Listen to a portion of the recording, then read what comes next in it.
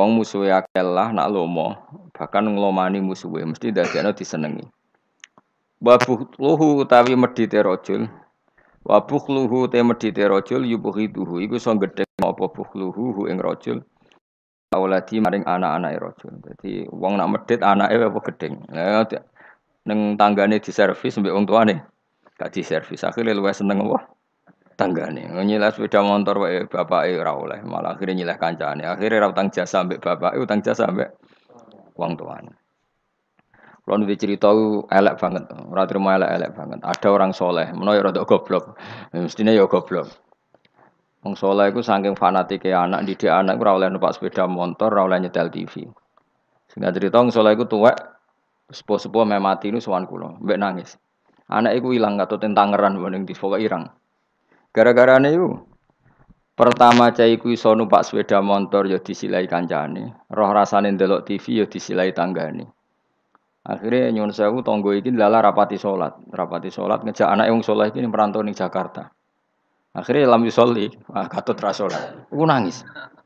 Nangis iku siji nangisi anake, nomor loro nangisi tobat.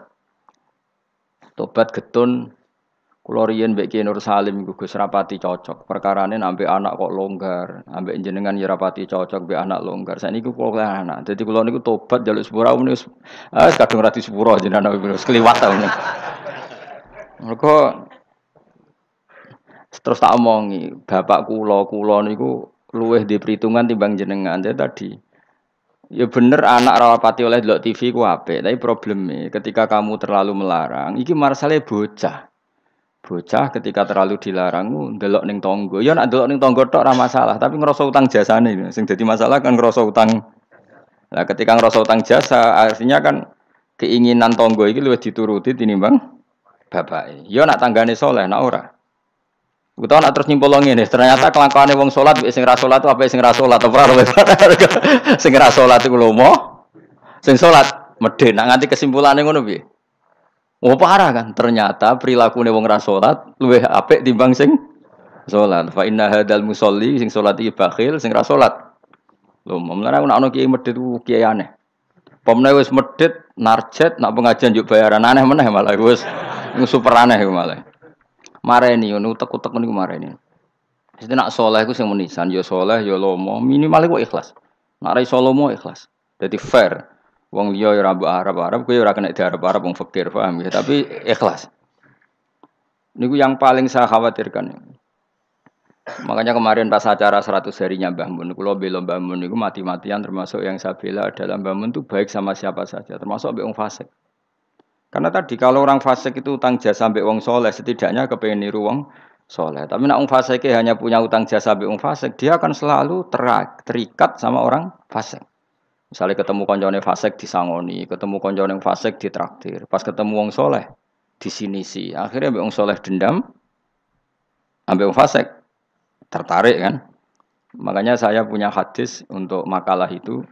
Rasul akli badal iman billah at-tawaddud ilan nas wastinaul ma'ruf ila kulli barin wa fajirin. Jadi setelah akal mengantar kita iman billah, akal harus kita gunakan untuk supaya kita berperilaku simpatik dan berbuat baik kepada siapa saja ila kulli barin, baik pada orang baik maupun orang fajir, orang lajur. Logikanya tadi, misalnya Zaid itu fajir, ketemu tambahannya fajir ditraktir, dikeimangan, ketemu soleh di sini sih. Dia nggak mungkin tertanam simpatik sama orang soleh karena kenangannya buruk. Sementara sama orang fasik dia tertarik karena kenangannya baik. Kayak apa buruknya kita kalau ngandapi semua? Mulane sak roko wong soleh-soleh iku ya apian kabeh. Bapak mbok sapa ya apik. Mbah Mun ya apik. Kita tahu dulu Gus Dur mbek sapa ya sewante ya. Karena tadi ada filosofinya, seperti itu ada ilmunya.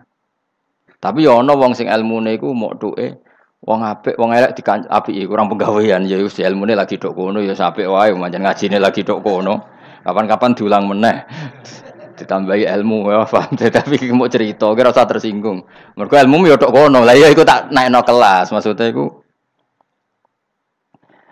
nangis anak ilang mergo lam yusolli wa lam yasum. Kedua ngrasa dosa mbek bapak, terutama mbek bapak karena dia orang sepuh.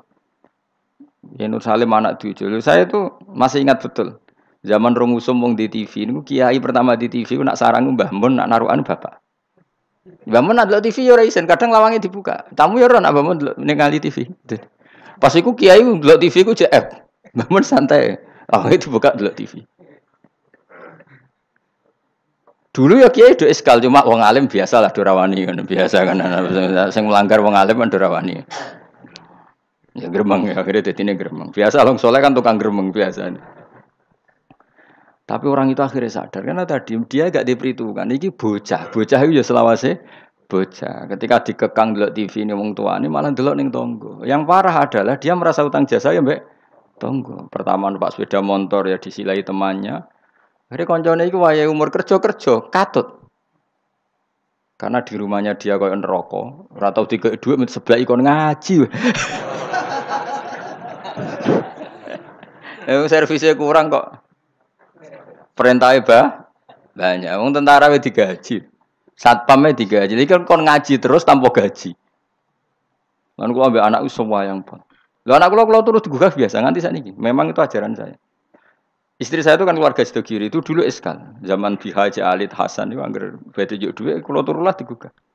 Memang saya perintahkan. Dulu ya eskal istri saya tapi tak terangno. Orang paling harus terganggu oleh anaknya itu orang tuanya. Nah aku ra digugah terus jaluk mbak-mbak kangkang saking mbak-mbak kangkang. Orang harus terganggu oleh anaknya itu orang tuanya. Kalau sudah kiri kan adatnya kan enggak sopan seperti ini. Saya bilang sopan itu kebutuhan setelah ilmu.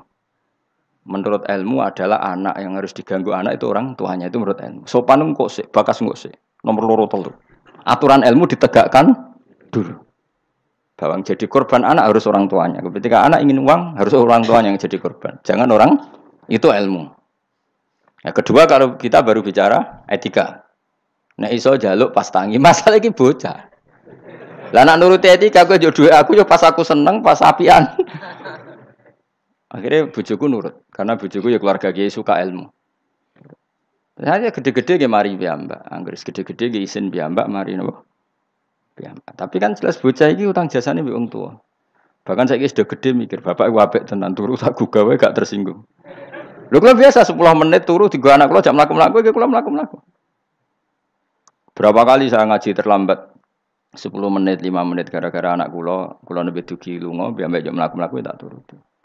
Karena jangan sampai kita ini misalnya demi ngaji anakku njak mlaku-mlaku ora tak turuti. Akhirnya anak saya itu dendam sama ngaji. Gara-gara ngaji aku gak dijak mlaku-mlaku bapak. Akhirnya nganggap ngaji ku problem. Akhirnya roh rohin itu problem cah iki. Oh, bapak demi keriting memang kan. Ra Mustofa demi jenggot kan itu. Kan panjang. Wah, akhirnya roh rai-rai iki rai trauma kan. Nah, itu kan gak bagus. Tapi nak tetap mlaku-mlaku, enggak wis bar pas mlaku-mlaku tetap ngaji. Anak itu punya kesimpulan ternyata saya masih nomor 1. Keriting nomor 2. Keritingnya ya maklumi nak waras. Umpamanya aku ora anake kan. Makanya saya itu dugaan saya kenapa Rasulullah ketika beliau sujud Hasan Husain ini menganggap Rasulullah digo jaran-jaranan. Cara Jawa digo napa? Rasulullah ditumpaki mbek Hasan. Sing masyhur itu Hasan. Ya tentu Hasan Husain tapi sing ning riwayat itu Hasan. Iku Rasulullah lama sekali sujud. Sampai sahabat itu karena saking dekatnya wahyu, zaman itu cara berpikir ahadasa fihi syai'un atau ahadasa fin nabi syai'un. Apa nabi ada wahyu baru sehingga sujud selama itu. Jadi sahabat belingu ya penting. Akhirnya orang sing ndangak ya rugen-rugen niku ndak. Mergo sujudnya agak wajar apa? Kan nabi kan tentu istiqomah, biasanya 2 menit ya 2 menit, biasanya 1 menit. Ini kok sampai 5 menit semua. Akhirnya sahabat sing gak terima ndangak. Iki ada wahyu baru bahwa aturan sujud harus selama itu. Ndangak. Jebule ono Hasan. Oh, iki to perkarane. Tapi baru kayak sahabat beling iki ono riwayate. Cara dekne ra nginceng. Jadi kadang beling ya penting. Tapi sing beling ben sahabat. Mergo tetep akeh ganjarane. Iki ora usah salat dangak-dangak ngono ora usah. Kau belingi sahabat paling ngono belingmu kebablas. Akhirnya Nabi ngendikan, tadi saya sujud, sebetulnya saya ingin standar, ingin istiqomah, tapi ada cucu saya. Terus alasannya Nabi, ben putuku ramangkel be aku. Jangan sampai kebaikan itu jadi problem bagi anak cucu kita. Coba misalnya Nabi kiai-kiai nyara saiki. Cah cilik nemu tok ora usah masjid biasanya. Itu, nek ana cah cilik teko jare karena khotibe tersinggung, pidato ora dirungokno. dia momen jadi khotib kan ngono kok diganggu apa? Biasanya sing ngamuk khotib. Dulu pernah beberapa masjid itu kayak pengumuman anak kecil kan. Iku sing nglawan kula tangan sekitarku. Ben dolanan nang masjid. Dolanan germa malah kowe sampe bingung. Ngrame ya ganggu wong khotbah. Gak penting syarat rukun. Secara aku niku wis ra penting wis. Penting wis. Kula Jumatan ora tau neliti.